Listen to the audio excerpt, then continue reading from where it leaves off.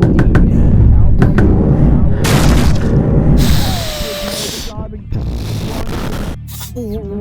have homosexuality. I cannot get over the fact that you are nothing. Thank God I got out of there. You know, funny thing is, I'm not even gay either, so why was I watching Ram Ranch then? Are you sick and tired of those lousy humans doing nothing but complaining about your hobbies? Well, look no further with the greatest idea, Swinnishness.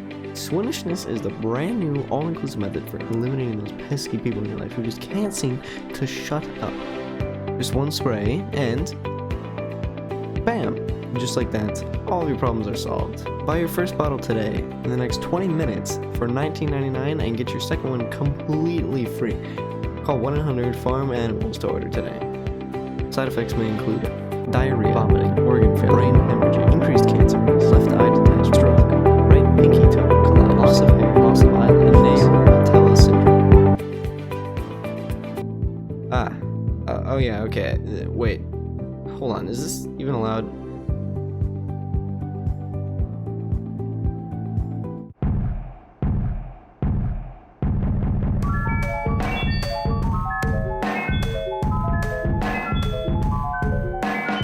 Okay, yeah, so it's been 5 months and this is like definitely what I wanted to come back with, you know. I'm really asking real questions here, okay? I have a mission. I want to know if, like, you know, the whole touching thing aside, you could like technically marry a cow. I mean, okay, listen, there's like presumably several things in our way here. The largest one likely being the fact that it's, you know, illegal. But, you know, when we're just looking at marriage per se, there's several things that can be considered like workarounds to our issue here. You know, I think that before we get into our current day issues with marrying animals, we have to understand the history of human-animal interaction. Humans and animals actually have a quite in-depth past with one another. In fact, the earliest form of romantic human-animal interaction can be dated all the way back to around 22,000 to 10,000 years BC, and it was found in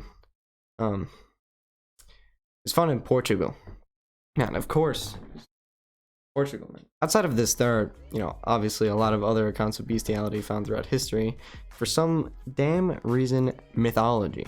Okay, bestiality is found like everywhere in mythology, and most notably Greek mythology.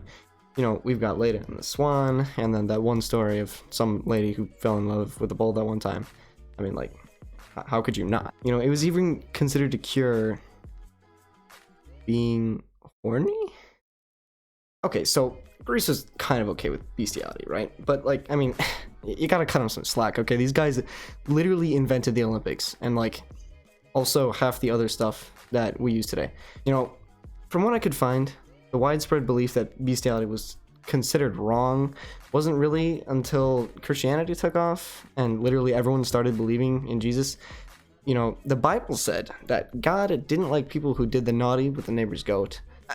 Oh yeah, and the Hebrews killed anyone who committed acts of bestiality. You know, shout out to Hebrews real quick. They were way ahead of their time. Actually, this very brief history, it leads in today's time where, you know, everyone basically hates bestiality. You know, one final thing before I move on though, I'd like to have some honorable mentions for those who missed the 1300 update.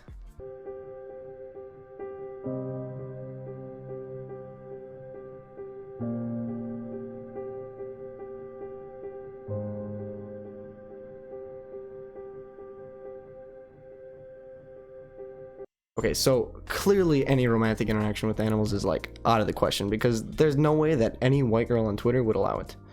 But I mean, symbolic marriage is a very open option, okay? Technically, marrying someone doesn't have to be romantic, okay? Romantic marriage is just stereotypic marriage. Actually, you know, marriage can be used in a lot of different contexts. For example, the words of this song are really married to this beat. All that statement means is the two things are like in unison or closely related in some way. So all the marriage with our animal of choice has to be is just a commitment to the animal in some way. And, you know, we already do that with our pets anyways, so I mean, this sounds like a done deal then, right? You know, but okay, let's be on the safe side. Let's look into the brains and social structure of cows, you know, the animal I picked, and see if they'd even be slightly interested in this kind of relationship.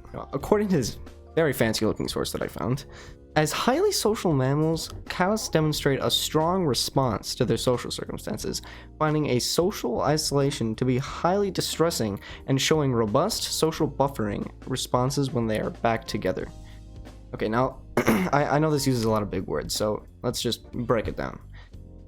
Basically, all we really need to know from what this quote is saying is that cows are very, very social animals, okay? This doesn't really help us much at first, but it's the fact that they demonstrate social buffering responses.